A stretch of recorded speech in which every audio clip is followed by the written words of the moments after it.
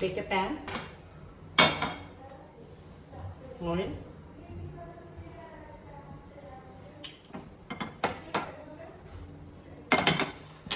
add finely chopped garlic,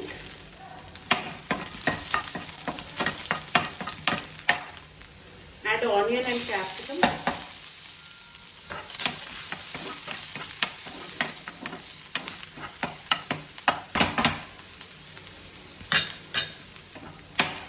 now we'll add some spices,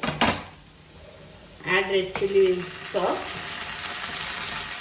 tomato sauce, dhania powder, red chili powder, salt,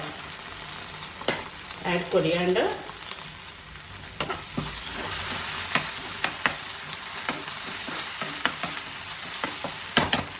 add little water,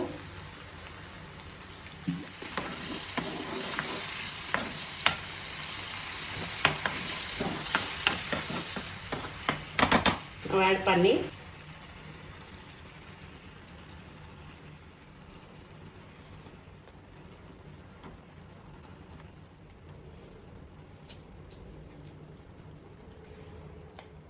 add lemon juice,